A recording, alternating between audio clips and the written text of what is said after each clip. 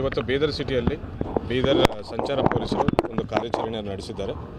Traffic rules ಉಲ್ಲಂಘನೆ ಹಾಗೂ ಕರ್ಕಶ ಶಬ್ದ ಮಾಡುವಂಥ ಸೈಲೆನ್ಸರ್ಗಳನ್ನು ಅಳವಡಿಸಿಕೊಳ್ಳುವುದು, ಅಂಥ ಬೈಕ್ಗಳನ್ನು ಟ್ರಾಫಿಕಲ್ಲಿ ಓಡಿಸೋದು, ಅದರ ವಿರುದ್ಧವಾಗಿ ಇವತ್ತು ಒಂದು ಕಾರ್ಯಾಚರಣೆ ನಡೆಸಿದ್ದಾರೆ. ಅಂಥ ಎಲ್ಲ ಸೈಲೆನ್ಸರ್ಗಳನ್ನು ಸೀಸ್ ಮಾಡಿ ಹಾಗೂ ಅವರ ಮೇಲೆ ಫೈನ್ ಹಾಕಿ ಆ ಸೀಸ್ ಆಗಿದ್ದ ಎಲ್ಲ ಸೈಲೆನ್ಸರ್ಗಳನ್ನು ಇವತ್ತು ಪಬ್ಲಿಕ್ ವ್ಯೂ ಅಲ್ಲಿ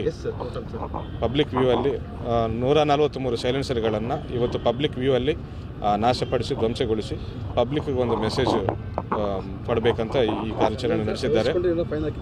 ಹೌದು, ಬೈಕ್ ರೈಡರ್ಸ್ ಮೇಲೆ ಫೈನ್ ಹಾಕಲಾಗಿದೆ.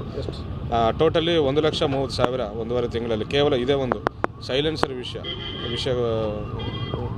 ವಿಷಯದಲ್ಲಿ 1,30,000 ಫೈನ್ ಕಲೆಕ್ಟ್ ಮಾಡಿದ್ದೇವೆ.